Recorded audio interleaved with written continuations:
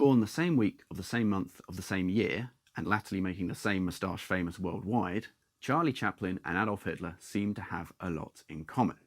However, when it came to Chaplin's anti-Nazi satire, The Great Dictator, the film was the product of intense ideological difference.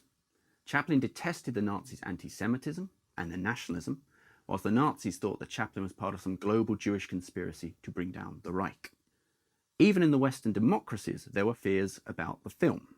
The official policy of both British and American governments was to appease the Nazis, not to offend them. They threatened Chaplin with censorship, with banning the film, but he ploughed on bravely regardless. By the time he filmed the movie's famous final scene, in which he breaks character and denounces the Nazi regime and asks the Western powers to stand up to it, the Nazis had already invaded France and the Low Countries, and Britain looked like it might be next. In the end, the film was released at precisely the time the world needed it the most.